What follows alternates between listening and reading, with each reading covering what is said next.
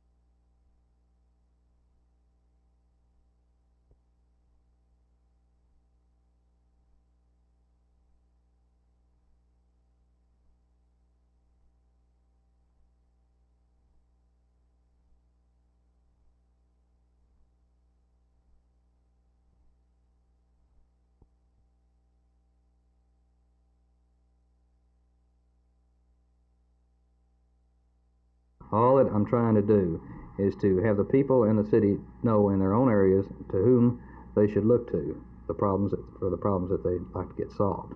Would these be elected from various districts? Yes, they would live in the district from which they were elected. Well, now, what difference would this be in the old ward situation? Well, in ward-type politics, each individual council member, or what did they call them then, alderman, they had a budget of their own. They hired their own people, they paid them, they gave out contracts, they called them ward healers. In this situation, I propose that we keep the city manager form of government as we've had for 45 years in Fort Worth. I propose also that we move the budget underneath the mayor and the council to be approved by them and then turned over to the manager for him to handle the work of the city. Basically, this has no relation whatsoever to the old ward type politics. Around the country, you find that the power structure always yells ward politics when you bring this up because they don't want to have their power taken away from them. I can't see that this will hurt the city of Fort Worth. I can see where it will help it quite a bit. I think it gives the people a chance to know who answers to them. This is our objective, withdrawal. I can think of nothing that would please Moscow and Peking and Hanoi, the so-called communist centers, more than keeping the United States tied down in Vietnam, which is having disastrous effect upon our economy at home, causing us to spend far more money into the area of military supplies than we would normally have to do, bleeding us of our manpower and of our resources, dividing our nation, while the communists are accomplishing their objectives in Vietnam that they would never have been able to accomplish here at home or in the field of international politics.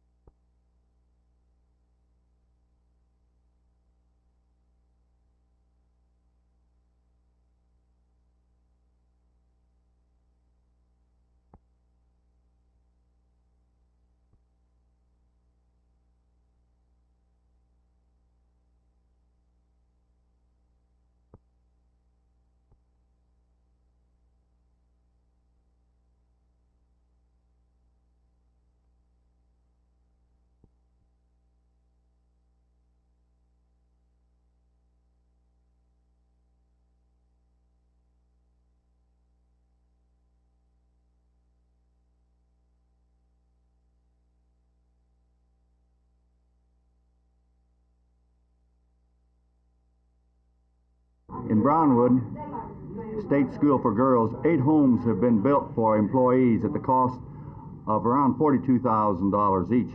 These homes cost $10 more than the figure for the FHA. Now they're renting these employees at the unbelievable figure of $25 a month. These employees are making to $10,000 to $15,000 a year.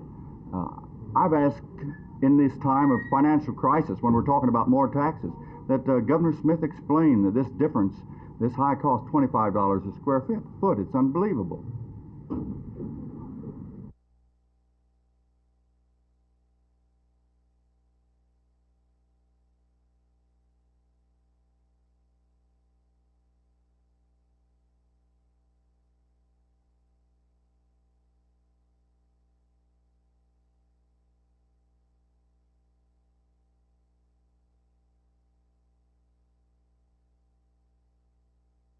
Do you think men look at you only as a sexual object?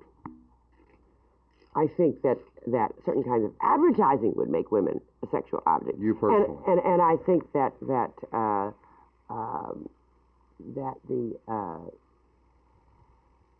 you see, I don't think that this is a bedroom war at all. And I think that the media, I mean that kind of question is unworthy of response.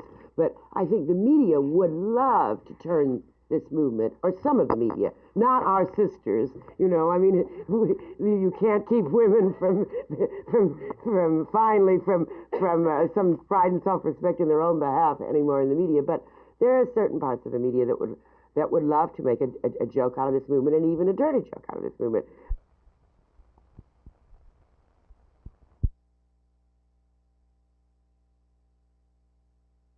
I believe that had we made a time schedule definite, set a time schedule where all of our men were going to be withdrawn, we would have done two things. We would have told Saigon that you're going to have to take over the responsibility. No longer can you depend upon Uncle Sam doing your fighting for you, and all the black marketing and corruption that exists in Saigon where they're robbing us blind today. And number two, it would have told Hanoi that we definitely are committed to withdrawal, and therefore now's the time to break through Paris, this stalemate in Paris, and start negotiating a settlement, and which includes the release of POWs. I think American prisoners of war are the forgotten people, but we're not going to get them back until we can get down to a serious political negotiation. Then you don't think withdrawing from Vietnam is turning tail and run? Absolutely not.